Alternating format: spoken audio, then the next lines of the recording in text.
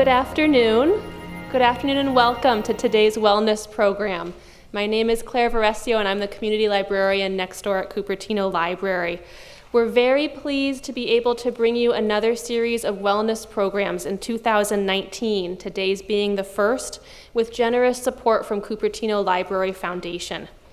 After today's program, be sure to visit our table in the back of the room for a survey, as well as some resource lists and information about our upcoming wellness programs, the next of which will be February 17th. And also at the end of today's presentation, we will have time for question and answer, so please line up at that time at the microphone here in the center of the floor if you'd like to ask a question of our presenter. I would now like to introduce Henry Sang, President of Cupertino Library Foundation, who will introduce today's speaker, Dr. Elna Tymes. Thank you.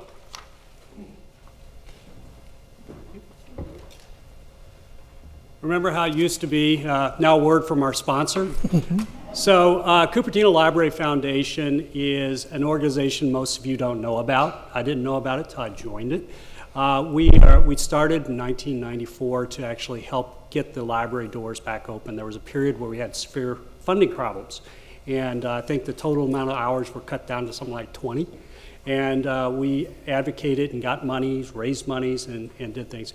Now, after we were successful in doing that and getting the county and city to support more, we then moved into programs. And so we are working with Claire and the library to come up with programs that we think help our community. In general, what we do is we find and help fill the gaps on different things. And this program, when Claire got this thing started, we were like, well, we don't know exactly what it was. And as it's turned out, what we have found is that there's this weird world in wellness and medicine. There's the stuff we go to our doctors for, and they help us, and they treat us and everything. And then there's all that stuff that's kind of left to us as homework, and you figure out on your own. And one of the things I was telling Elna, the thing I hate is when you go to finally get to the doctor, and then they say, oh, you know, 10 years ago you should have been doing this. It's like, well, I didn't know to do that, right? And so where do you go to get that? And so with the library, we're trying to look at how do we uncover these things. Last year, we had people working on pain management using acupressure. We had things looking at proper bowel health, skin health, cholesterol, meditation, you know, for dealing with stress, a variety of these topics, all of which, you know, what we try to do is make you come away with understanding a little bit more. So the foundation is trying to support this. We're happy to support this program with the library. We're trying to find out ways that we can actually improve it. So I want to reiterate what Claire said, and there's a short survey. If you could fill it in. We also are looking for suggestions. There are topics I'd like to hear about. Would I like to know more about this topic? How do we go do it? How can we get the word out? I will tell you the one thing that we have the biggest problem with is getting our marketing out there. You know, we do a very successful job at hiding our candle under a basket, I think. But you know, I'm very happy to see things here today. And I'm really happy to have Dr. Tymes here. I met Elna a few months ago in a completely different context. I'm working on age-friendly cities for Cupertino, so it's a seniors-related thing. And Dr. Tymes happens to be one of the leading experts in this area, and she supports Mountain View, and she'd written this nice report, and we saw it and said, like, boy, we need something like that for Cupertino, right? And so we met up with her, and you know, she says, oh yeah, I've been working in senior things for the last 20 years, but a dozen years ago, I recognized there was a need for work in Alzheimer's area. And not only did she do that, she went off, got a PhD in it, and you know, this young lady here, she really kind of keeps pressing the pedal to the metal. And so she said, well, yeah, in fact, one of the things she specializes in is how do you do early identification and some of the treatment stuff. And we said, please, Elna, could you come and share that with the Cupertino audience? She says, fine, she'd be happy to do it. So, you know, this is a Renaissance woman, right? She has a lot of information about a lot of other senior things as well, but she's clearly an expert in this area for a disease that all of us have to worry about. And it's not just necessarily for ourselves, but how do you work about mom and dad as well, right? So without further ado, let me turn it on over to Dr. Tymes, and please ask if you could fill out the questionnaire I'd like to. Thank you very much. Thank you, Henry. I will remind you all that there are handouts back in the corner. They are a duplicate of the slides that you will see. However, they miss all my terribly important side comments. So do what you want with that. Can you prevent Alzheimer's is the title of this presentation. And it's an open question because the answer is kind of diffuse. Because right now, no, you can't. Can you cure Alzheimer's? Absolutely not, yet. Is there things that you can do that might have an effect? You betcha. So we're going to be talking about those kinds of things in this presentation. This is a little bit, right, okay.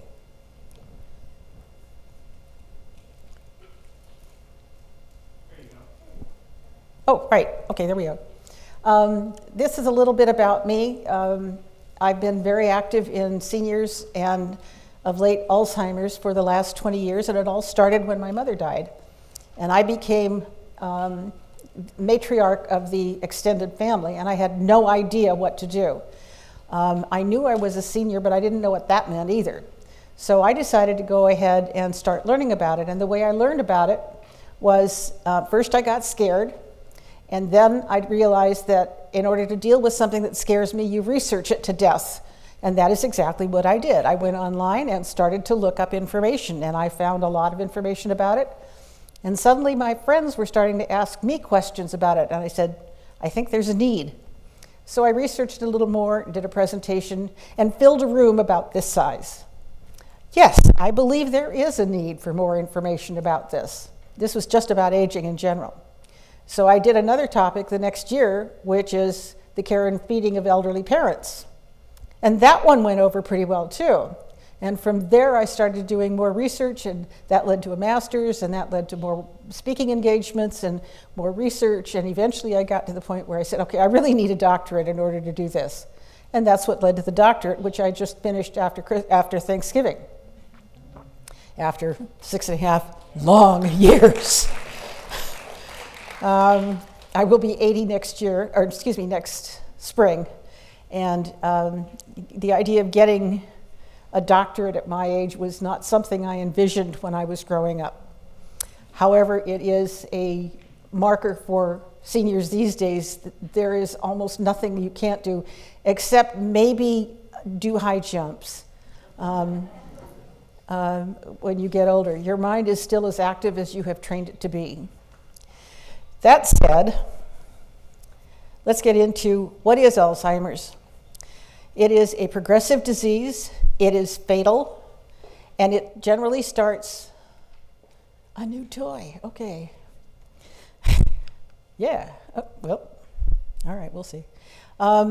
It generally starts around age 65. Before that, it's considered to be early Alzheimer's, and early Alzheimer's, which accounts for maybe 1% of the population, can start as early as age 35. It is not the same thing as what we call normal aging, although a lot of people confuse it that way. Very briefly, it destroys your memory bit by bit. And it does this usually via biochemical reactions that tend to interfere with neural progression and neural communication. And the result is that you don't lose your memories, but you lose the access to them.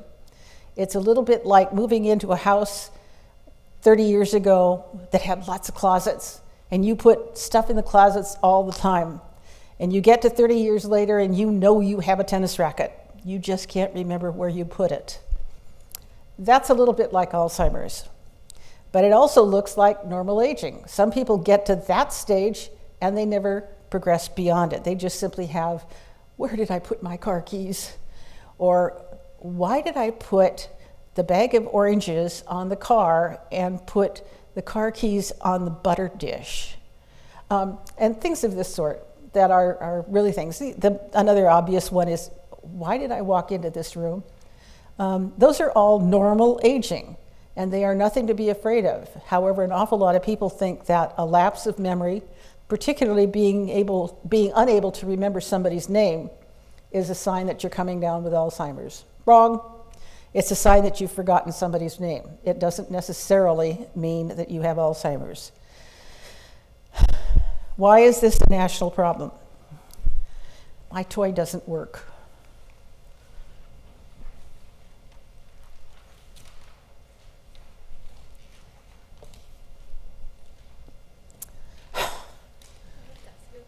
Mommy, my toy doesn't work.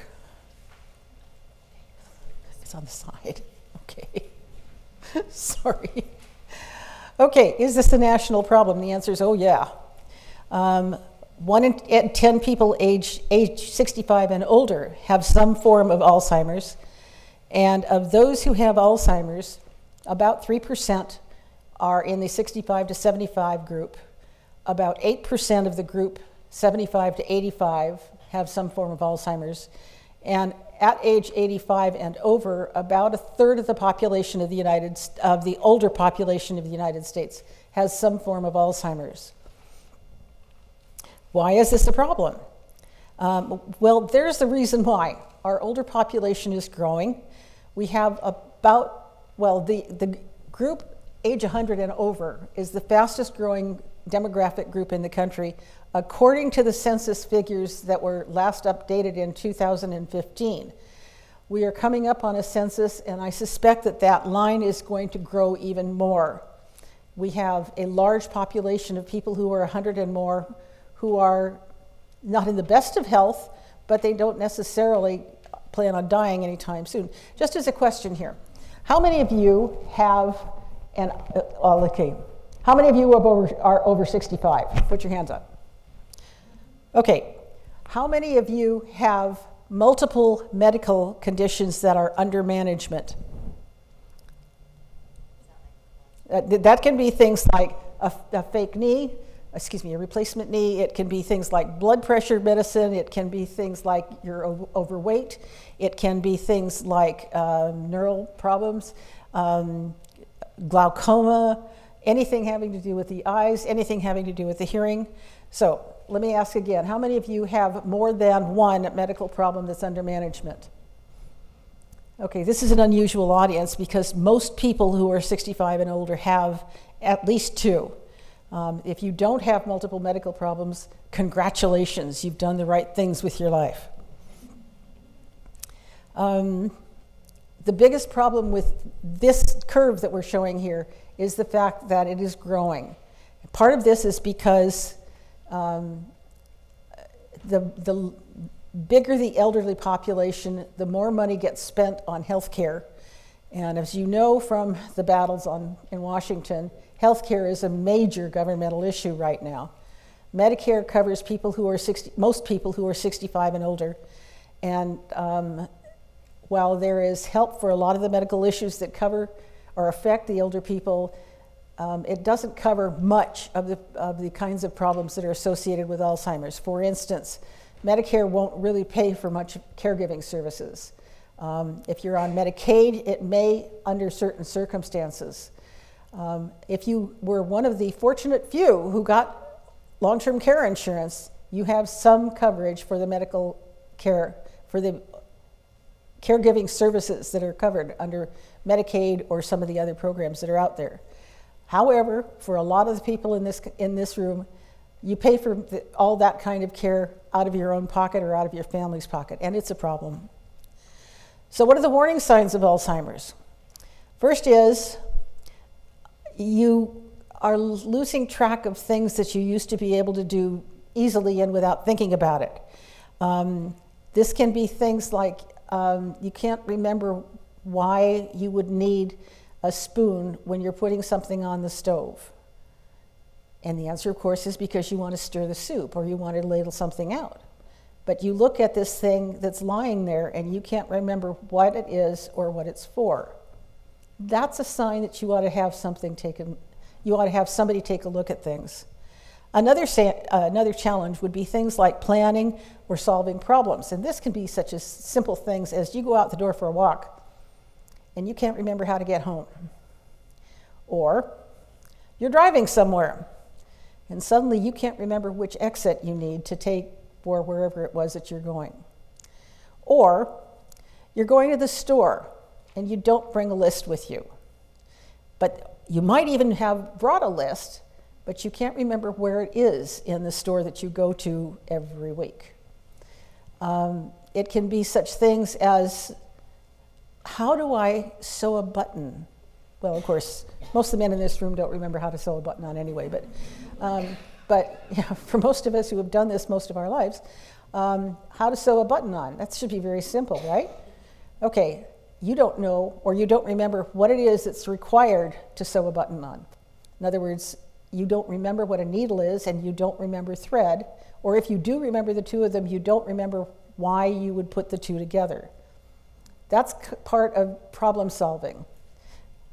Another one might be completing familiar tasks at home, like taking out the garbage, or, for instance, separating the recyclables from the regular garbage, or how to load the dishwasher, or how to turn on the microwave. You could be having problems confusing time and place. You could be, for instance, wanting to go to the movies. And you get ready to go to the movies, except that it is 11 o'clock at night, and you don't know whether, in fact, the movie theater is open at 11 o'clock at night. And if you're in a small community, probably not. Another thing has to do with confusing place. You want to go to the senior center, for instance, and you decide to go off to the senior, and instead you wind up at your local bank.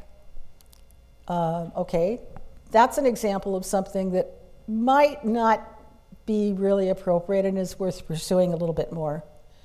Another one has to do with misunderstanding visual images and spatial relationships. And this can be such things as reaching out for something that's not there. And you reach for it and you could have sworn it was there, but it's not. Where did it go? And the answer is it's over here. That can be a problem. Those are all signs that you want to see a doctor. And by a doctor, I mean a geriatrician or a neurologist, not necessarily your internist or general practitioner. So, more warning problems. When you are writing, as I have been, and you can't remember the word, and you think about it, and you're looking for clues, and you just can't remember it. Let me give you an example. 3 years ago, well, first of all, I like to know about the names of plants and animals and growing things. And I'm a gardener, so I tend to remember the names of trees and bushes and things like that. And 3 years ago, there was this beautiful tree that came into bloom with beautiful purple blossoms on it in July, and I didn't know what it was. Okay, I'll go look it up in my garden book. So I looked it up. I remembered it for the rest of that year. The next year came around in July, and I could not remember the name of the tree again. This is ridiculous. Look it up. Okay, I looked it up. Oh, got it. Third year rolled around. Still can't remember the name of it. Okay, let's try a little word game. Let's see. Purple blossoms, like grape. Grape is purple. Oh, grape sounds like crepe myrtle. That's how I managed to remember that this beautiful purple blossom tree is named crepe myrtle. Those are okay, and those are fixes that you can do just with the normal aging. But if it happens frequently, or you forget the names of your relatives or the people you see frequently, chances are you've got a bit of a problem and you should go see somebody about that. Replacing things and, oh yes, misplacing things. The most common one is you went into a room to get something and you know what the something is. But once you go through the door, you can't remember why you walked into the room. That is a signal that normal aging is working. However, it could also be a problem if you repeat that pattern with a number of other things. Where did I put my driver's license? What about my passport? What about the bills for this month? What about what I was going to have for dinner next week? Those are all signs that you might have a memory problem and you might not, and it might be normal aging and it might not. So you should probably have it taken a look at. Another one has to do with poor judgment. The most common one has to do with falling for the phone solicitor. There are an awful lot of people, particularly women, who have developed Alzheimer's, who answer the phone and carry on this conversation, a delightful conversation, usually with a young man who's very flattering and likes to talk to you about your family and likes to talk to you about his family and likes to tell you about all these other things, and eventually gets around to asking you for money because it's for a worthy cause, except that it's not. But you don't know that because you just believe that you had a wonderful conversation with this nice young man, and he wants you to send him a check for $75. Sure, you can do that. Another form of that is the nephew who calls you and says, "Hi, Grandma, I'm in trouble and I need some help." And the problem is you don't have any grandchildren. I don't have any grandchildren. And I had one call me with precisely that. I had all sorts of fun telling him what was wrong with his approach. It can be, if it's a problem where your son or daughter or somebody in a close family who comes in and you cannot remember their names, that might be a problem. It might be worth your taking a look or having a doctor take a look at your memory. And then it's the last thing, two more things. Withdrawal from work and social activities. This is called social isolation. It turns out that going to things involving other people is one of the healthy things that you can do with your life. And if you don't, you wind up losing the kinds of stimulation that you get from just being around other people. Conversations about mundane topics is fine, but you wind up getting clues about the other person, what they're wearing, how they look today, whether they have white hair, whether they are dyeing their hair, whether they have a limp, or anything else like that. And you know these people, but you don't socialize with them much at all. And if you choose to stay home rather than risk the idea of not remembering their names or not remembering too much about them, you might wind up having to see a doctor about things. And finally, if you wind up with changes in mood or personality, where you have been affable and outgoing and so on, and suddenly you really want to kind of stay in bed and ignore the world for a while, that might be a notice that something is going on that you should take care of. The physical manifestations of Alzheimer's really have to do with the proteins beta amyloid and tau. And these form plaque, or beta amyloid forms plaques in the brain. In other words, it sticks to the brain tissue and interferes with communication between nerves. Tau is another form. How many of you remember the old dial phones where you wind up with a cord that has many wires in them? If you ever took that apart in order to see why it was that the phone cord wasn't working, you recognize that each of these little wires within it had a lining around it. Now imagine that that's a nerve, and a nerve is carrying several of these signals, maybe as much as 100. And then for some reason, the lining on one of these wires gets corroded. And somehow it manages to get in contact with another one of the neurons or nerve fibers, and they have a short circuit. That is the net effect of something, that is something that causes lack of communication between the nerves and can result in the kinds of memory problems that we're talking about. So, Alzheimer's is the most common form of dementia. Dementia is kind of the uber classification, and it has to do with general failing of different kinds of memory. What you have with Alzheimer's is a special kind. It is the most common form of dementia. There are about 8 others that have been identified and several others that don't have names yet but are recognized by the medical community. One of the most common ones is the dementia that comes from Parkinson's. That differs from Alzheimer's in that Alzheimer's doesn't usually have hallucinations, but it does have some of the problems with tremors. Now, Alzheimer's doesn't necessarily have tremors. It also differs in terms of the way that you remember things. With Parkinson's, you remember some things and not others. The kinds of things that you remember with Parkinson's are different from the kinds of things that you don't remember with Alzheimer's. There is the kind that killed Robin Williams.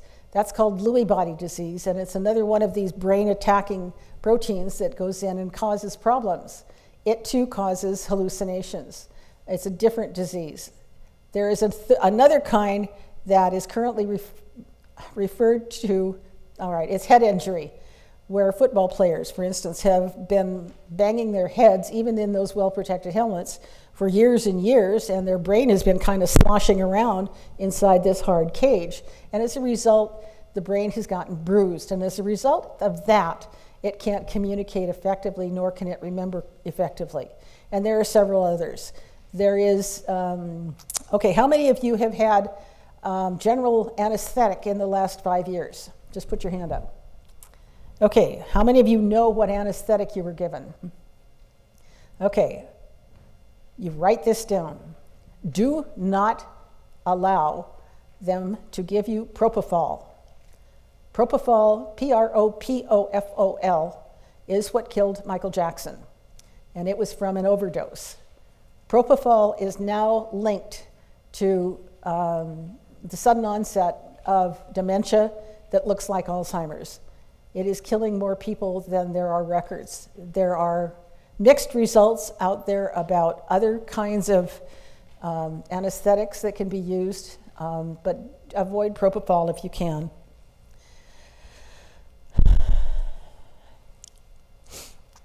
Okay.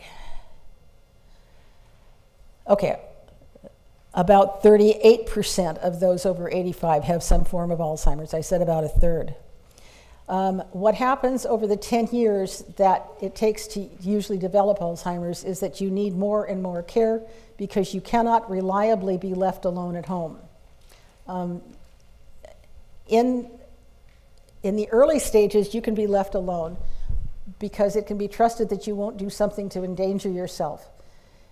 As the disease progresses, however, you can do things like putting a can of soup on the stove to heat in a pot of some sort, turning on the burner, and then going away and forgetting that you have anything on.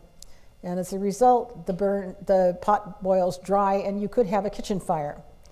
Or it can be such things as you go out for a walk and you cannot remember how to get home and you wind up somewhere else. We have had cases in Mountain View, about 2 cases a year, where somebody has been wandering around downtown Mountain View, going into stores, and heads out and winds up in the Baylands at night. And it's been cold at night, as you can well imagine. Or somebody gets on a bus thinking they're headed home and they wind up in Tulsa, Oklahoma. That's not what we want to have happen. There are finder's bracelets that a wandering Alzheimer's person can wear that will allow police or sheriffs anywhere to find who you are and who to contact for an emergency return.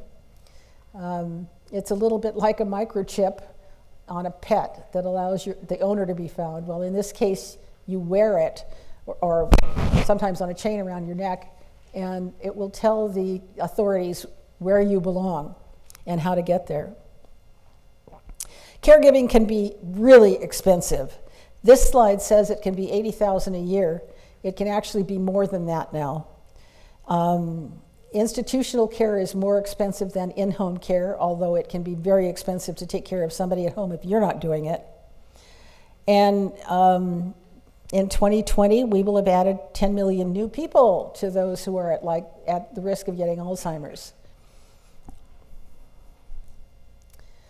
So a little bit more about Alzheimer's. 20% of those, more than 20% of those who have Alzheimer's are likely to be African American, and Latinos are at high risk as well, somewhere in the high teens. Women are more likely than men to get Alzheimer's because of the presence of the APOE4 gene, which is passed genetically. And the presence of the APOE4 gene does not mean that you are going to get Alzheimer's. It means that you have an increased likelihood of developing Alzheimer's. Okay, here's pictures of what the brain tissue looks like. On the left is a normal brain. Now it has these folds and pits and things like that, and that is normal for a brain. On the right, you can see the pits and valleys of a brain that has developed with Alzheimer's. That's the result of the loss of brain tissue, which is fundamentally a problem of malnutrition, if you will. Say you have one nerve that's trying to issue something to a synapse. And a synapse is the gap between two neurons. This one says, I'm hungry, feed me. And because of something in the way here, either the tissue is gone or there is a blockage in here or something of the sort, this one never gets the message. And it may say, did you say something? And so this guy never gets fed, and as a result, it can kind of atrophy. This one goes on its merry way talking to other neurons until something either happens to it or it happens to too many other neurons out there that's trying to talk to it. That, in a very simplified diagram, is what happens to the way your brain develops, like the picture on the right. What parts are affected? Primarily, it's the hippocampus. Does anybody know where the hippocampus is located? Up here? No. Anybody else know? Yes. In the middle? Above the brainstem? Above the brainstem. No. Who was saying something here? Is it on the left side? It's, I'm sorry? Left side? Left. It's actually back here, back of your ear, and kind of behind it, and you have one on each side. Why is the hippocampus important? The reason is that it is where all of your experiences get processed. It isn't that they store them, but what it does is it's like an index in that it describes it. It's as though you had an index to the closets in your house, and the index said where each of these things was located in that particular closet. That would be a useful thing to have. Well, your brain has been storing stuff since before you were born. So there are not millions, there are billions of little closets in your brain where you have stored experiences and things you have learned and sensations and responses and all the things that made up your life. They're there until that closet disappears. And most of the time the closet doesn't disappear. But what happens under Alzheimer's and other dementias is that the ability to find those things has been interfered with. So you haven't necessarily lost the memory, but you've lost your ability to find it. That can happen, for instance, with names. You know the names of things. I know forever now the name of, what was it again? Oh, yes, crepe myrtle, right. Okay, I'm not kidding, by the way. I carry a purple pen in my purse just to remind me to think of crepe myrtle. And I don't have Alzheimer's.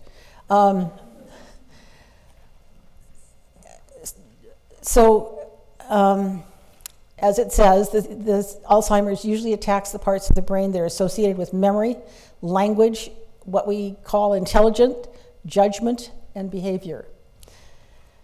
Let me tell you about the Nun Study. How many of you have heard about the Nun Study? Anybody? It was done in the 80s by a Dr. David Snowden, and what he did was take a group of nuns from 5 orders of the Teaching Sisters of Notre Dame and proposed that he run a study on whether they developed the behaviors associated with Alzheimer's. Some of the nuns were out in the community going to school or teaching school or working as social workers or doing other kinds of community things and came back to the convent at night to do the praying and studying and meal preparation and all the other kinds of things that the sisters do when they're not involved in daytime activities.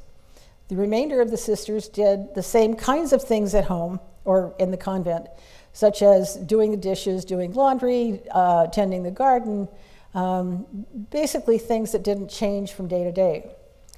Upon their death, the sisters had all, in its study, had all willed their brains to this scientific study. And what they found was the sisters who had been out in the community doing things and being mentally active were less likely to develop the behaviors associated with Alzheimer's. The people who were in the convent all the time with not much change wound up being more likely to develop the behaviors associated with Alzheimer's. Once they dissected the brains, however, they found there was no difference.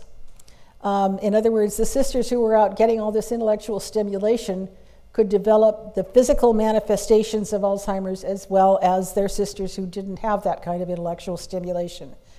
So the answer was, yes, it's just the behavioral parts of things that make a difference. This study is important because it first demonstrated that even if you have Alzheimer's, you may not necessarily show the symptoms of it. And this is important to remember. People who are active mentally, physically, and we'll get into other things, are less likely to develop the symptoms associated with Alzheimer's, and the symptoms are what wind up costing money. And also the symptoms are such that they can lead to early death. Of late, 3 years ago, Dale Bredesen, who was an MD and head of a research institute in Marin County, did a study on a very small population, 10 people, and found that by using how many of you are familiar with the Ornish diet for control of heart problems? Put your hands up if you know what it is. Okay, not too many people. The Ornish diet is one that limits red meat, limits fat, limits other kinds of health problematic kinds of foods, emphasizes fresh fruits and vegetables, de-emphasizes dairy, and includes things like mandatory exercise at least 5 days a week, getting enough sleep, and for most people that's 8 hours, meditation, and a few other kinds of behavioral things. What he found, one person died while on the study. The other 9 actually were able to go back to work or back to whatever it was that they were doing without as many of the symptoms as they had normally done. Dr. Bredesen found this very interesting. He was also working on a companion piece that said that what you need to do in approaching Alzheimer's is not look for the one cure, but rather to look for what is wrong with this individual. And he came up with a program of individualized medicine, or what is now popularly called personalized medicine, where he did a survey of the lifestyle of the person, which included diet, exercise, family history, all sorts of other things, and came up with a 40-variable program. 40 variables and 9 participants in the study, or 9 surviving participants in the study, is not enough to be scientifically valid. And that publication, the article publicizing that, routinely got scoffed by the medical community.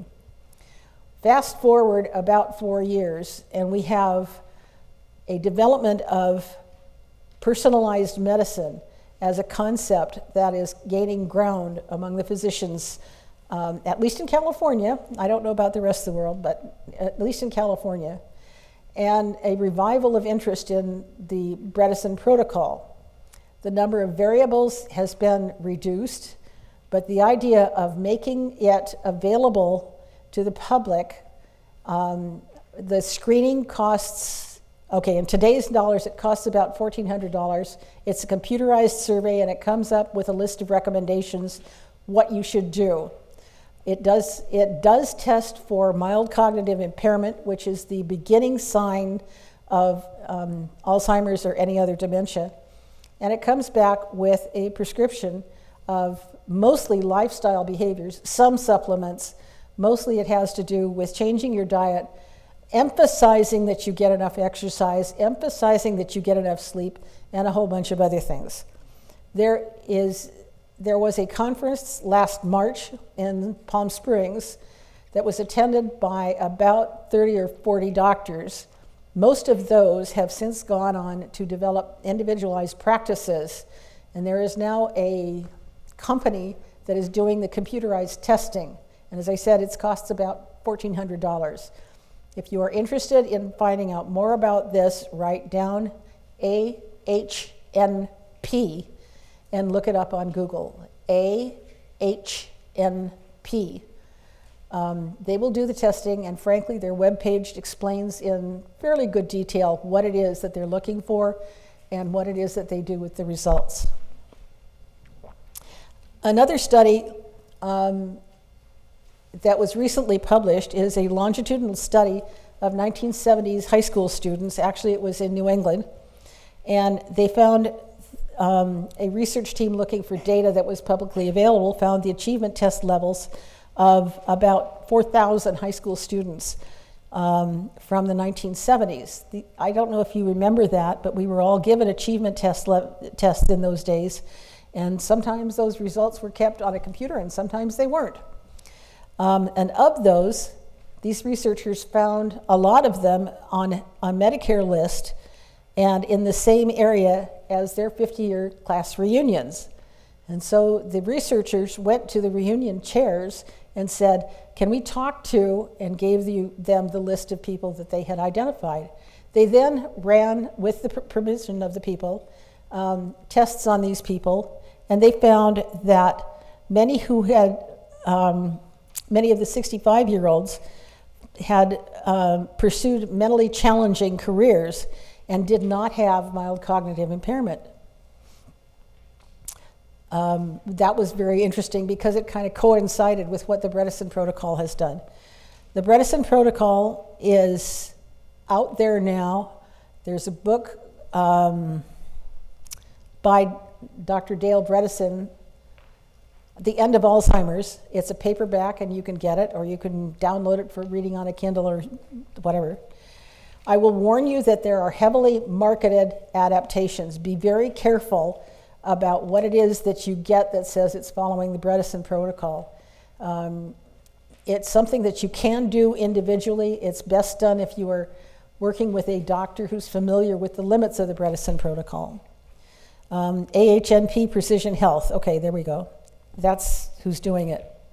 I am not recommending that. I'm saying that this is a different approach because it's a different approach from the pharmaceutical companies that say, here, take this drug. This will reverse Alzheimer's. And yet, none of them have.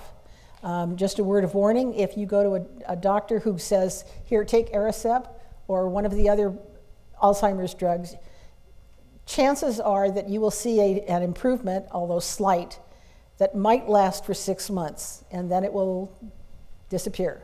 None of the drugs cure Alzheimer's. None of them do more than stall the progression of the symptoms for more than about 6 months. An ethical study, one that is not tied to something commercial, is not yet available for the Bredesen Protocol, but they are, this bears watching. Here's some other developments in Alzheimer's diagnosis. As I said, some people can have Alzheimer's but never exhibit any of the symptoms. Some people with the APOE2 gene can develop early onset Alzheimer's. There is a study going on in Medellin, Colombia right now with a family, an extended family, who all have the APOE2 gene and have been developing Alzheimer's as early as about 35. That's of great interest to the medical community. Most diagnoses include extensive behavioral interviews with people, some with their family, some with caregivers, and they're looking for symptoms that are behavioral in nature. There are recent diagnostics that include blood tests and spinal fluid tests. You can see the condition of your brain with an MRI or a PET scan. Those are kind of expensive. The early cognitive tests, the mild cognitive impairment tests usually are low cost, and you can get You can get somebody to do them, sometimes in a geriatrician's office, sometimes in a neurologist's office. However, recent theory suggests that Alzheimer's is actually a type of diabetes. It's called diabetes 3, and what it is a multi-phase kind of infection that affects a lot of different parts of the brain. Some more recent developments. Macular degeneration appears to be part of the things that is associated with Alzheimer's. If you develop that, go see a doctor. The brains of those with Alzheimer's are smaller and the fissures are deeper. You saw that in the comparison of the two types of brains. Scientists have found that there's many different ways to focus on beta amyloid and the plaques and tangles, but none of them seem to have been able to come up with anything that regulates how the beta amyloid and tau affects the brain. They have found where it works and why it works, but they haven't figured out how to counteract it. There have been some limited tests in Australia that suggest that these blasts of ultrasound can help clear away amyloid plaques, but again, you have to target those, and if you can imagine your brain fits in a mass this big, and it has billions of connections. Targeting exactly where the amyloid plaques are is very difficult to do. One unfortunate thing is that about a third of the Alzheimer's patients today have never been told that they have Alzheimer's, and they may even have had tests for mild cognitive impairment. We have a problem with many doctors at the internist and GP level who really don't know what the signs of Alzheimer's are and are loath to talk about it with their patients, partially because getting insurance reimbursement is very difficult, and partially because it still has this annotation of shame for a lot of people. Furthermore, many of the doctors really don't know what they're dealing with, and rather than admit that, they would rather simply pass it over and say, oh, well, this will pass, or it's normal aging, you don't have anything to worry about. Be very careful when you're dealing with someone like that. Okay, some hope. There are a lot of clinical studies. I think this 219 figure is out of date. I think there are more at the moment, but some of those clinical trials have been finished. Some of them have just been canceled because they couldn't come up with the results they were after. Some of them have suffered a loss of funding under the Trump administration's Health and Human Services budget cutbacks. Okay, we talked here about the medicines that are available. Many of them are not as effective as they are supposed to be. And there's some evidence that inflammation in the brain can reduce the likelihood, anti-inflammatories, in other words, aspirin, can help reduce the possibility of developing Alzheimer's. That one is mixed. There's some evidence that it can and some evidence that it can't. There's more hope with the idea of the SPRINT study, or the SPRINT mind study, which is still ongoing. If you're interested in looking this one up, you'll find a lot of information about where it is on the internet.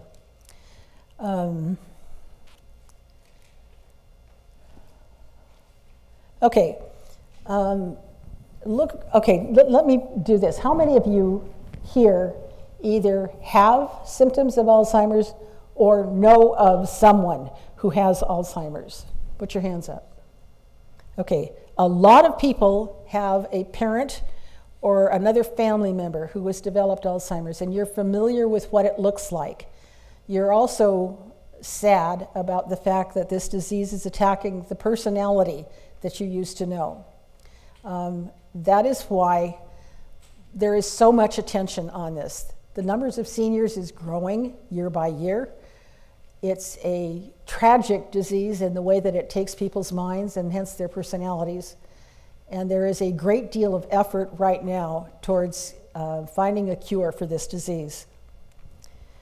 What the hope is that some people don't get Alzheimer's and others do. Why is that? A behavioral approach is neural reprogramming. What was not known until about 5 or 6 years ago is that you do keep developing nerves as you grow older. So the nerves that die back because I'm not getting any food can be replaced as you can, for instance, with a detour around a blockage where a creek has washed out a bridge, for instance. There is this thing called axons, A-X-O-N-S, that are, in fact, you can see some of these things sticking out from the red thing.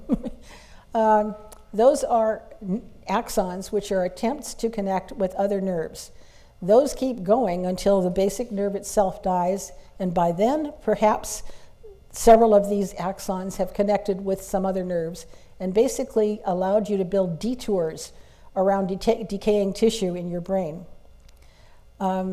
This is one of the reasons why we now believe that the nuns who did not develop the behaviors associated with Alzheimer's didn't display the disease while they were alive, and yet Alzheimer's was alive and well in their brains as they discovered when they died. Why do we think that's important? Well, we'll get into that, but very recently, let's deal with why it is that you might lose that. Diabetes is a major factor in that it interferes at many levels with the way your biochemicals are processed and created. Some of it has to do with the epsilon 4 allele of that is a genetic factor. If you have it, as I said before, it doesn't necessarily mean you are going to get Alzheimer's, but rather that you are more likely to than other people. If you are smoking, stop now. Do not continue. It contributes to many, many medical problems, one of them being Alzheimer's. If you have depression, get help. Don't hide it. Depression is a biochemical reaction, and what it does is interfere with the processing of what otherwise would be normal, neural, healthy signals. If you are physically inactive, get up and get moving, preferably 20 minutes a day, at least 5 days a week. You can go for a walk. It doesn't have to be anything strenuous. Anything like swimming, hiking, anything that involves physical movement is good for you. At least 20 minutes a day, 5 days a week. If you have a high blood glucose level, you need to lower that. There are medications available that will do that. And if you have had an MCI test and it has come back questionable, one of the things that you can do is increase your intellectual activity. What does this mean? It does not mean doing Sudoku every day. It does not mean doing the New York Times crossword puzzle in ink, although that's an achievement. It does mean different kinds of intellectual things that challenge your mind. I can tell you from experience that getting a doctorate is one of the things that does that. You don't have to go that far. But learn a new language. Take up a musical instrument. Learn how to dance something that you haven't tried before. Travel. Go to some place that you've never been before. Take a trip to a museum you've never visited. Get out and explore things that are new.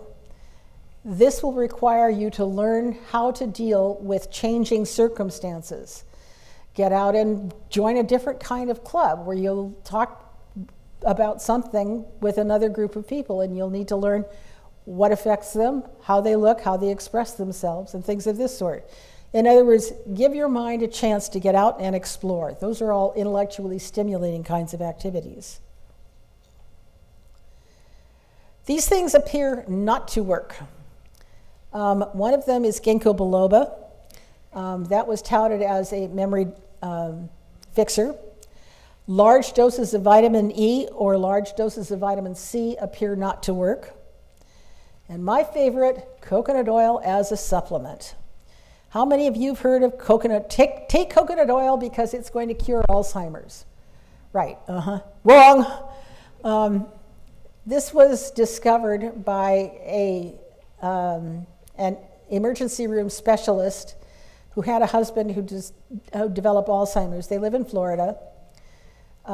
She figured that coconut oil added to the meals of her husband would help prevent Alzheimer's. And in fact, it did have a brief effect on his behavior. He went from being slow, lethargic, and mentally not there before lunch and before dinner to being perky and there after lunch and dinner. And she had added about a tablespoon of coconut oil to the meals. And she thought, aha, I have a cure. And she went on the Christian broadcasting system and talked about it. That spread to articles and things on the internet that said, we have a cure for Alzheimer's. Wrong. Coconut oil is a medium chain triglyceride. It has as much impact on your blood flow as the fat from a steak that is too well cooked. It is not dangerous as a cooking oil, but it is not appropriate for curing Alzheimer's. It has no effect other than a brief, what amounts to sugar high, because of the way that the coconut oil is processed in the brain. You can have coconut oil in your food. You can have coconut supplements of varying kinds if you want to, but do not take them as a cure for Alzheimer's because it does not work. So, what is the difference between Alzheimer's and normal aging? Actually, we've gone through this a little bit, and I won't repeat what's here, but the idea is that you forget what you were doing. The common versions are, where did I put my keys? How do I get home from here? How do I make something? Those are important kinds of things. Okay, it's 3 o'clock, and what I would like to do is leave room for questions. Let me go through these. Okay, we've talked about that. We've talked about the hippocampus. Okay, these are all new things. One of the things that, you should know is that the information you take in is stored in different parts of your memory, depending on the kinds of things that you want to achieve. And short-term memory is what happens as a result of the hippocampus progressing something. You have about 20 seconds to tell the hippocampus, this is important, store it. And you don't do that consciously. The hippocampus basically does that. After that, it goes into something called recent memory, which is where you store something that the hippocampus decided, if you will, that it was important to store this. Longer term memory is not necessarily the same place, but it could be. Again, the problem is indexing it.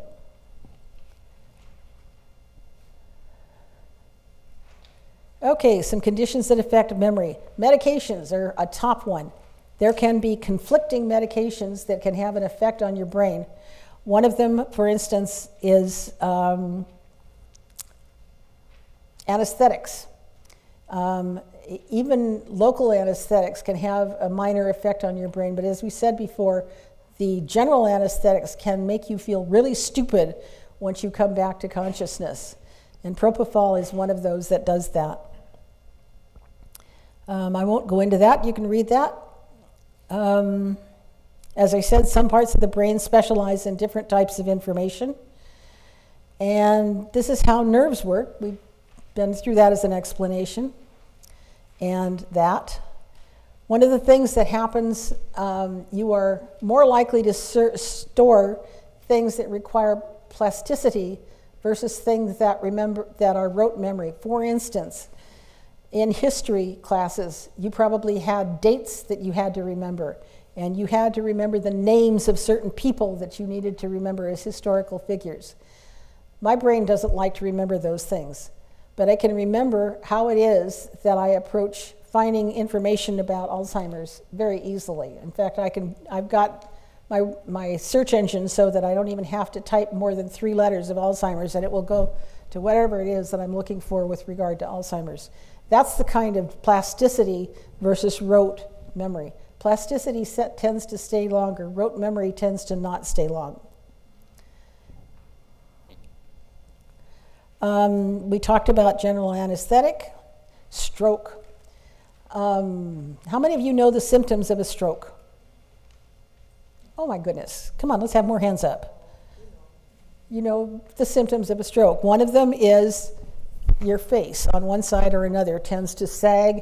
You can't lift your arm, or you can't do things with your hand, or something of this sort. Another one has to do with the ability to speak. Your words come out kind of garbled. There are several other things that are very common. The difference between how a stroke affects the brain now versus how it used to affect the brain, say, about 30 years ago, is that we now have the ability to correct the conditions involved that are created by a stroke if you can get to a hospital within 3 hours. There are drugs that are available that will reverse the effects of stroke. If you cannot get that reversed, chances are it will do permanent damage to whatever part of the brain the stroke occurred in. I should also add minor head trauma. If you fall and hit your head, pay attention to your ability to think after that. It may be a minor kind of thing. You bumped your head on the bureau, or you wind up knocking your noggin against a door jamb. Those are all simple kinds of things, and you may not think anything of it, but frankly, every hit causes this massive jelly to kind of bounce around within your skull. Don't take it lightly, but be aware of the fact that if you start seeing signs of a stroke, even a mini stroke, go see a doctor. Another thing that can affect memory is depression or another mental health disorder. Depression is not a character flaw.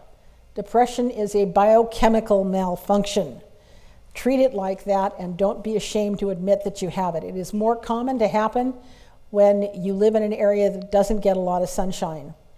We are fortunate in that we have sunny days in January, as opposed to the people in the Midwest who might not see the sun for weeks at a time, or people in Alaska where depression is actually a real problem. There are things that you can take that will reverse depression or at least treat it, and it's important to do that. Alcoholism will definitely affect memory and can lead to other kinds of mental disorders, including Alzheimer's. If you have a vitamin B12 deficit, you can have a problem with memory. Be sure that whatever vitamin supplements you are taking include vitamin B12. And one of the things that I ask people is, what would you want to do if you knew that you were at risk for Alzheimer's? And the things I list here are simple and things that you can do. Among other things, this describes a study that was used to describe how people reacted to the news that they might have Alzheimer's. That's one slide you can follow. Here are some more things that you can do. These are eating a balanced diet, which is primarily Mediterranean. What is the difference between a Mediterranean diet and the normal American diet? Anybody? Less meat is one. What else? Olive oil. What else? I'm sorry? Less green? No, more greens. More greens. More greens. Fish oil? More healthy fat, yes. Does that include milk products or dairy products? No. Be careful, limit the amount of dairy products that you eat. The classic Mediterranean diet is fruits and vegetables, legumes, meat maybe once or twice a week, fish, more common than meat, nuts, I forget what else, and exercise. Those are important factors. You can look up Mediterranean diet on the internet and find many variations on it. There are cookbooks that say it. It is different from the keto diet in that the keto diet tends to prohibit other kinds of nutrients with the idea of throwing you into ketosis, which supposedly helps you lose weight. The jury's out on this one. I won't tell you to go read about nutritional information, but that's probably one of the things that you should do. There's no definitive study that says the Mediterranean diet is better than the keto diet because there are variations on both. Some more things that you can do. Exercise, 20 minutes a day, at least 5 days a week. And it has to be more than simply walking around your house. Although if you do a brisk pace walking around your house for 20 minutes, that might work. Get enough sleep. Many people go to sleep with the TV set on, or these days a cell phone or tablet on. Turn it off. You don't want that going on while you're trying to get to sleep. Mental stimulation. Fill your brain. Read. Watch educational television, not necessarily to the detriment of everything else. Pay attention to things that keep you stimulated, mentally stimulated. Learn something new frequently. Avoid or treat depression. And take vitamin D, D3 in particular, every day. More things that you can do. You get to drink coffee, 3 to 5 cups a day.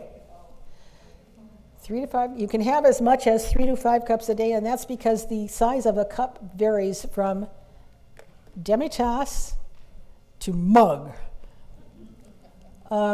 Brush and floss every day. There's recent research that says that there is a relationship between gingivitis, which comes from gum disease, to developing Alzheimer's. There is no definitive research on that, but that's worth taking care of. Protect your head if you're going to fall. See if you can keep your head from hitting the floor or whatever object is around. Oops, I missed. How do I go back? There we go. All right. Meditate. It turns out that meditating 20 to 30 minutes a day, usually in the morning, is very good for you. And the reason is that it changes your mental state. You can get on with whatever it was that you were doing after that, but go ahead and meditate. And if you don't know how to do that, there's lots of information on the internet about it. Avoid infection if you can. Yes, colds, flu, those things matter. See if you can get rid of it, or at least treat it gently. I happen to be a fan of the hot lemonade made with honey, mostly because I have a lemon tree in my backyard. But I am a firm believer in the power of lemon juice. Drink right. Fruit or vegetable juices, not too many in the way of sugared things. And it depends on the, we'll get there in a minute. It depends on the type of tea that you get. Some is good for you and some is not. And here's the good part. You can have chocolate. You can have as many of 2 1-ounce squares a day, or you can have as much as 2 cups of hot chocolates, or anything in there. Okay, finally, here are some resources. I won't read this to you because you can. And finally, here's how to reach me. And if you have questions or comments, please go ahead. All right, now for questions. Yes, sir. Sir. I'm sorry? Oh, yes, come to the microphone. Microphone. Yes, don't be afraid. Go ahead and stand up. Yeah, you can line up over here. And I will be glad to answer questions. Okay, so this is a diet question. I just hear things about in this culture, the sugar in the food and everything, sugar leading to diabetes. They also mention Alzheimer's. How dangerous is sugar? Too much sugar is a bad thing. If you look at the kinds of American foods that contain sugar, it's everywhere. I can't give you a measurement of sugar, but I would definitely limit the amount of sugar that you get. I limit myself to 1 item with sugar in it per day. As it so happens, I happen to be a fan right now of hot mocha, which gets its sugar from the chocolate syrup. But 1 a day and no more for the rest of the day. That's just my preference. The American diet is too full of sugar. And if you look at many of the signs of things, it shows amazing amounts of sugar in the colas and other kinds of drinks, and especially in the canned fruit juice that says it's canned juice. Read the labels. Find out what the sugar content is. Okay? Thank you. Yes? If a person is isolated a lot, you know, or alone, Pull the mic down towards you. Yes, it does. I'm not sure how to. Oh, There. okay. If a person is isolated a lot or alone a lot, does that cause the brain to atrophy? It's a factor. That's what I If thought. you are isolated a lot, you wind up with familiar behavior patterns on many levels, Such as which ones? such as, For a person who, let's say, you know, spends most of the day alone, I mean, and they see that changes, like which ones would they see? okay, if you work at home, for instance, you can get some stimulation from the work that you do. You can get some stimulation from the email discussions that you're involved in. But it would be very, very good for you to take breaks and get out and go somewhere, interact with people. If it means taking your swim class in the middle of the day, go do it. If it means you signed up for a dance class at 4 o'clock, go do it.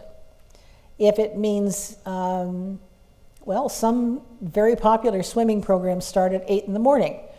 I'm not functional at that hour, but you know, for some people that works. Do something different, Yeah. something stimulating every day. What about getting a pet to reduce Alzheimer's, especially if you see that you have some risk factors? You can get there's several tests. One is a blood test, which should be available everywhere there's a doctor. Another one is a tap of spinal fluid. Both of those will indicate a likelihood of the genes that seem to be associated with Alzheimer's.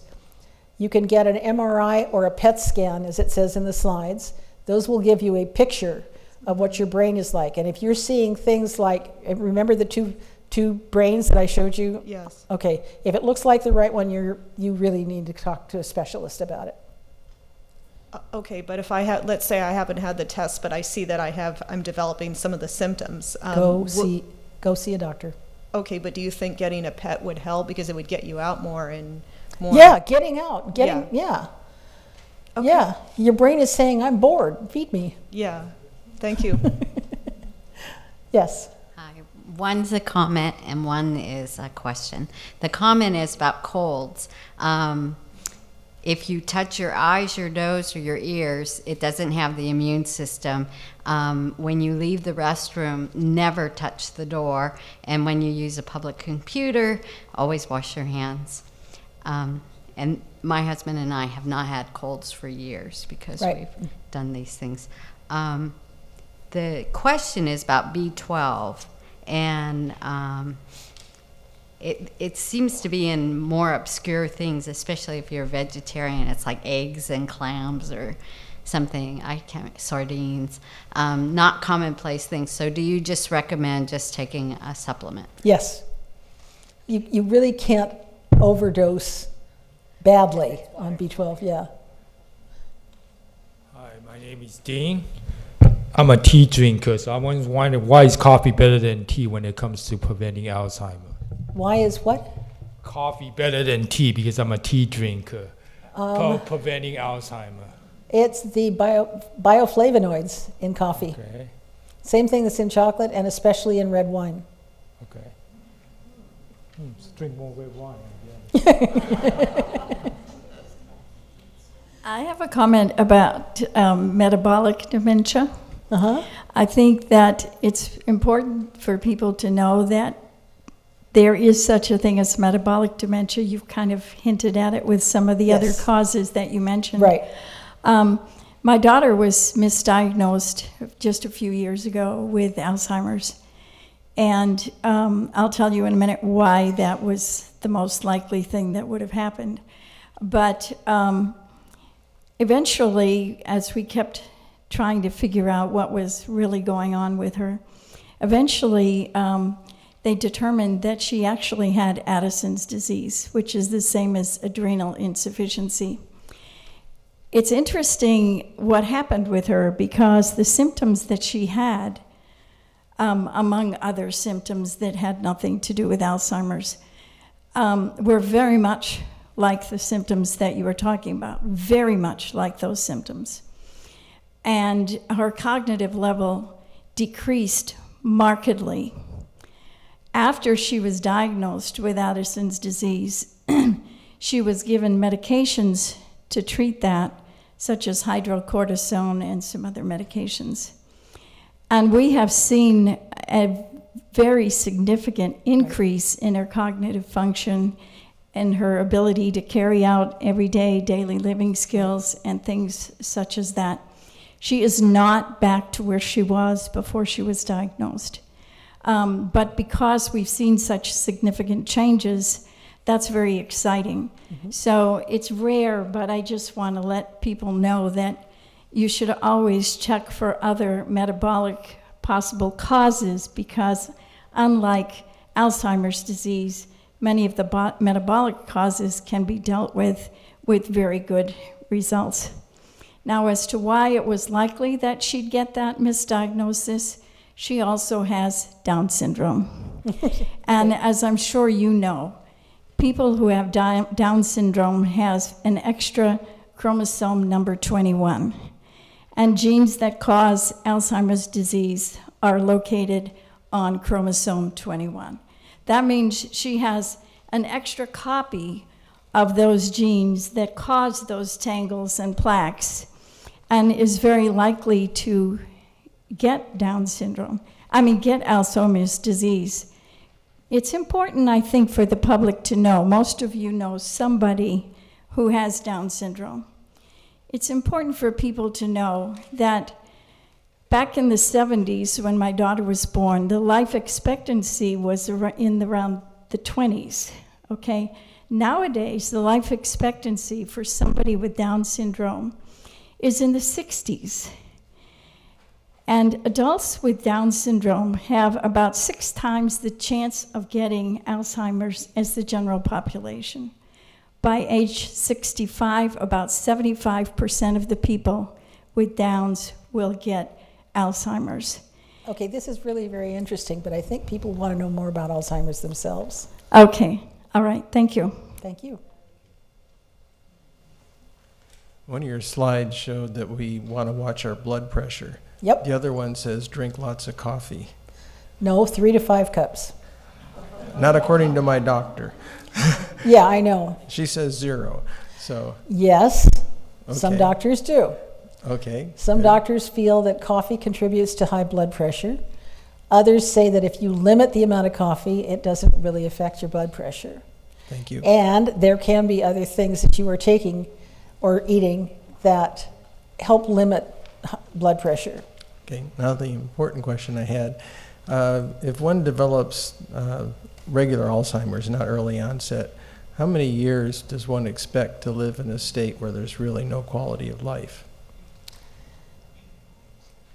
The normal lifespan from detection to death is 6 to 10 years.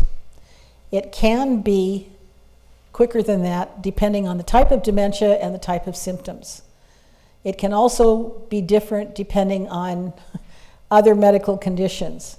The current statistics of things that kill us, dying of something, of a medical condition with Alzheimer's, in other words, there's a companion medical condition, is the 4th ranking leading cause of death among those 65 and older. Death from Alzheimer's is the 6th leading cause of death. So there's lots of interaction. And of course, as you get older, there's so many different things that can interact and cause problems. Just the number of years. Well, 6 to 10. A long time for caregiving. You're right. That's one of the reasons that Alzheimer's caregiving is so costly. Okay. I came in a little bit late. Just want to clarify. You mentioned the dementia. I mean, the people who get the image of their brain, they could have Alzheimer, but they don't have symptom. Did you say that? No, I didn't, but I'm something. close. Oh, Okay. I mixed I showed you a picture of the Alzheimer's brain next to a picture of a normal brain. right. In the 80s, it was not common for MRIs and PET scans to be easily available. And the Nun Study didn't use MRIs or PET scans as part of their diagnostic procedures. They simply looked at the behavioral things that you could see. Either they had the symptoms, which were behavioral, or they didn't have the symptoms. And then you could only tell the difference at that point upon autopsy. In those days, you couldn't definitively say whether you had Alzheimer's until you were dead. Nowadays, of course, things are considerably different. So if you have the pits and valleys of an Alzheimer's brain, you may not necessarily develop the symptoms of Alzheimer's depending on what else is going on in your lifestyle. You could be doing all these, you have a lot of arterial or alternate pathways in your brain, and it has done a terrific job of patching around the problem areas. So you still have those pits and valleys, but you've got detours that are working. Wonderful. So if the image looks good, then the person will not have dementia. I mean, No, Alzheimer's. you don't know that. We cannot. Oh, okay. You are not likely. Okay. So it's not directly associated, but very much related. Highly probable. Okay. Yeah. Thank you so much. Okay? Yes. Are these, do you get these benefits from coffee if it's decaffeinated coffee? Nope. Because I'm thinking of 3 to 5 cups a day and 8 hours of sleep. It depends. You know, I'm one of those people who can sleep with, in fact, when I was in college, I used to go through a pot of coffee a day and I would still sleep soundly.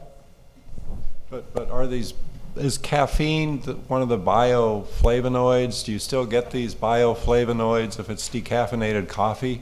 No, you do not. Do not, okay. Is there a relationship between hearing loss and dementia? Is there a relationship between hearing loss and dementia? Yes, there is. It really depends on what's causing the hearing loss. As you know, hearing is processed by your nerves. And the nerves that come from here are very close to what's in the hippocampus. So, you know, is it processing kinds of things that are going on, or is this one of these things where the beta amyloid has traveled to a neighbor and affected that one? We don't know that. Thank you. Yes. You mentioned about alcohol-related dementia. Yes. Have they made any studies about drugs? For example, marijuana, cocaine, heroin, they alter the brain. Wouldn't those people have also dementia later on? Alcohol-related dementia is known, and it's mostly behaviorally indicated, but it will show up on an MRI or a PET scan. Mm-hmm. If you stop drinking, you are basically removing what amounts to a poison from your system. And that can be beneficial, although you may have had permanent damage. It really depends on that. If you've been drinking excessively most of your life, chances are your parts of your brain are destroyed at this point. Wow. Okay, my last question. You mentioned about the Mediterranean diet. Yes. Is it somehow proof that, is there any country that doesn't have Alzheimer's or very, very low levels, or how do we prove the Mediterranean? Japan, somebody mentioned just now. Right. If you look at the typical diet in Japan, it's vegetable and fish, which are very good sources of nutrition. They don't eat red meat as much as we do. They have fruits, probably not as much as the normal American diet does. That's one possible cause. That's one very good indicator. Is it definitive? No. They have Alzheimer's in Japan too. Okay. Thank you. Wait a minute. Let me say, why isn't it always showing up? Training doctors to recognize Alzheimer's is a still young field. We have more doctors in this country and Canada that can recognize Alzheimer's than there are, for instance, in most countries in Africa. In many cases, actually it used to start in China and Japan, where everybody had a funny uncle or a funny grandma who didn't really get out into the community, so people didn't notice it. And they didn't talk about it because any kind of mental defect was considered shameful. We've changed, and people are talking about mental disease and Alzheimer's, and those are not necessarily the same kind of thing. And there's more known about both of these now. Yes? Okay, I'm glad that bringing up red meat as a factor for Alzheimer has been brought up repeatedly in today's talk and in yours. Now, about 10 or 15 years ago, I had heard on a radio program, maybe at the level of NPR or something like that, some research was done, and perhaps you can address this, about the association of Americans eating a lot of red meat, and it is really not detected until maybe 20, 30, 40 years later that there's a high risk for Alzheimer's. And why is that? It's because, unfortunately, in our country, with the USDA, United States Department of Agriculture, as they do meat inspections, sometimes they miss a cow or two, or they let it go. Those with the mad cow's disease, so that's brain disease. So they find that there are prions in the neuron cells, and then here, as Americans are consuming all this red meat, especially red meat that's closer to the brain or to the spinal cord of the cow, then they are in terms eating all this the bad prions. And so later on, it's not seen immediately, but down the road, you know, when they reach the 60s, 70s, and 80s, that Alzheimer's will emerge. Can you address that? You're kind of right. Mad cow disease has been specifically a target of the FDA. The original mad cow disease were located in a herd in Canada. It was spread to several other herds, and against protests from the Canadian government, imports of red meat from Canada were stopped for a while they figured out what was mad cow disease, how much of it had gotten into the meat diet of Americans, and so on. With the advent of better inspection of meat coming in, mad cow has been almost completely removed as a source of problems in the American meat industry. Where there is lax FDA inspection, as has happened recently with the government shutdown, there is the possibility that mad cow can get in a little easier. I don't know that for a fact. It's just that the possibility is still there. Okay? You were saying that alcohol is actually increase the chance of Alzheimer, no. But you say red wine's okay. No. Why is that? No. There's a difference between distilled alcohol and red wine. Red wine has resveratrol, which is a good thing. Distilled spirits do not. Alcohol, any kind of alcohol in excess will fry parts of your brain, at least temporarily. And this includes beer. But that is not to say that too much red wine can't also have the same effect. But I want you to, the takeaway is that red wine has resveratrol in higher amounts than any other kind of alcohol. Okay? You mentioned that anesthetics can be dangerous and lead towards Alzheimer's. Can that happen in a single event? Because usually you don't have this happen that often. Yes. you have a surgery or something. So just having that propofol just once or something could. Okay, so it's quite dangerous. Could. Okay, and are a lot of these anesthesias have that in it, or no, they don't? Okay, so you just have to make sure that that's. Yes. Okay. Talk to your anesthetician before your surgery. Okay, thank you. Go to the mic if you have a question. Does cannabis has any effect on Alzheimer's? We don't know. We don't know. Thank you. Okay, no more questions. So thank you very much for coming.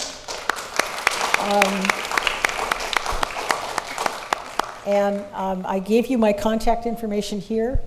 I do answer email, and I do answer the phone most of the time. And thank you all again for coming for today's program. We thank Dr. Elna Tymes as well for all of the information she shared with us. We will be having our first Wellness Plus event next month, Sunday, February 17th at 2 p.m., research updates with the Alzheimer's Association. So if you would like to learn more, please join us.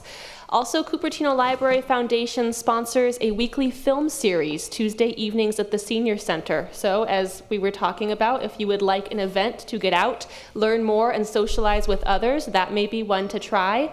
Also, if you would like to sign up for emails to receive notifications about future wellness programs and other library events, go to cupertinolibraryfoundation.org. It is also on the pencil that you received today, the URL. Thank you, and thank you again to the City of Cupertino for filming this afternoon's program for us. And by the way, if the research update presentation contains information that conflicts with anything I've said, email me, let me know.